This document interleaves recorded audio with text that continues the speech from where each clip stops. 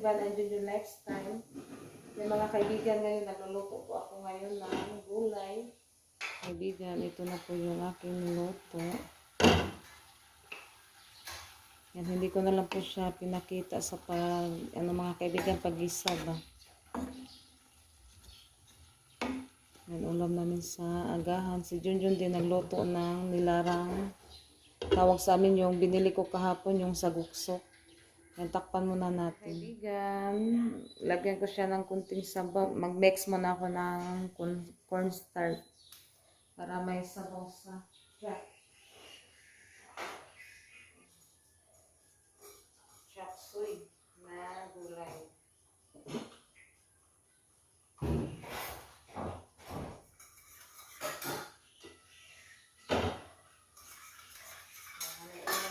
Bago natin ilagay yung sabaw.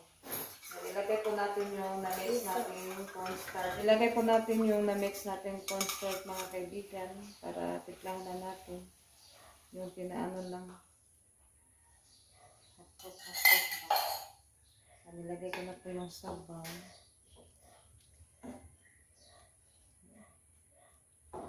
Yung mga kaibigan, malapit na po maluto yung ating gulay.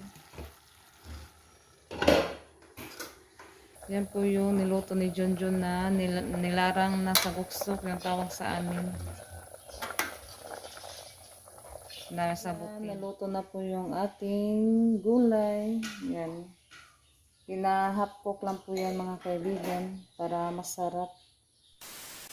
Ay mga kaibigan, magandang umaga. Yan, nakabili na ako ng gripo. Ito yung tawag sa amin sa Bisaya. Ito na siya, mga kaibigan. Kakabit natin dito. Kasi yung una, ito kasi siya. Dito na ano yung yung connecta dito ba sa hose na to. Yung nakakonect dito. Yan.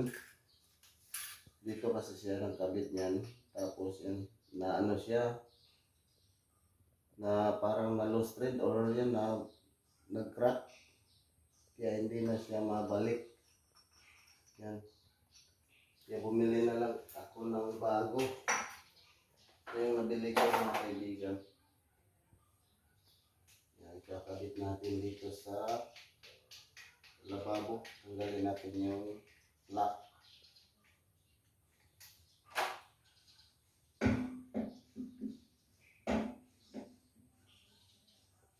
Kabit ko muna yung lock sa ilalim.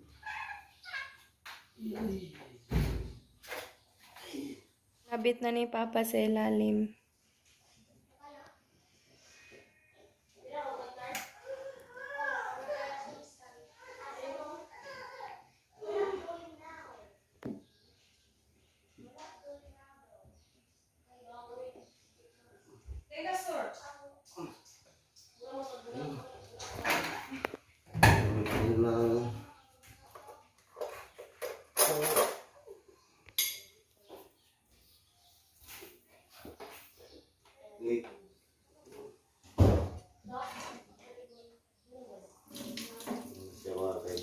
Kaibigan, okay na siya.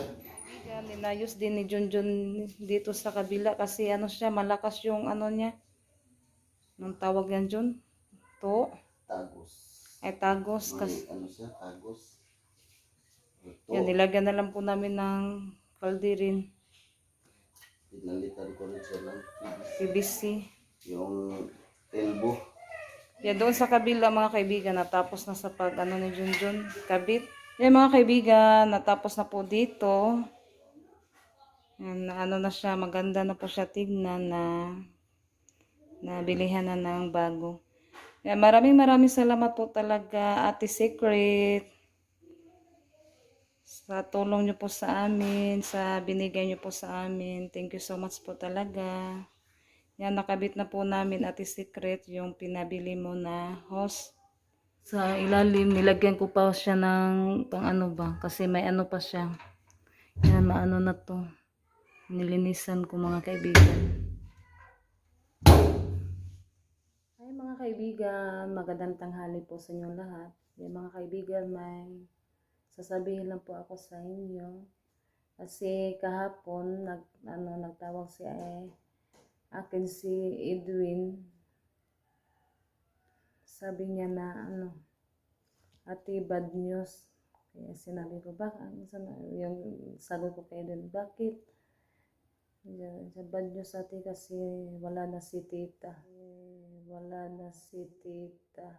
Condolence po tita at sa pamilya, sa lahat ng pamilya niyo po tita, condolence po. Kasi wala na po si tita, patay na po siya.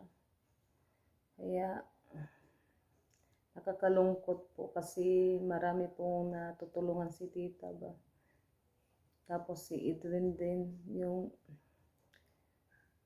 nagtawag kami, din siya, umiiyak. Nalulungkot din siya. Yan, hindi naman natin malalaman yung ating mga, hindi natin malaman yung natin ba, kung kailan tayo mawala, ganun. Tapos sinabihan ko siya doon na huwag ka na ba, para hindi din siya malungkot kasi hindi naman natin malalaman kung kailan tayo kukunin, ganun. Nakakaano lang kasi sobrang pait po ni tita doon. Nakakalungkot.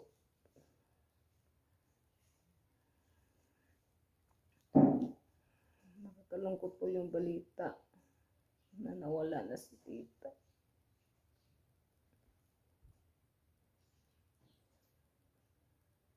Yan po yung iano ko sa inyo mga kaibigan. Tapos naano din ako ni Edwin na nag-ano siya sa akin na umiiyak din siya. Kasi yung nag-ano sa kanya yung kapatid ni tita na wala na si tita. Kaya condolence po sa lahat ng mga ni tita, family, condolence po. Hindi po namin makakalimutan si tita sa lahat ng tulong niya sa amin. At saka sa kapatid ko na si Edwin.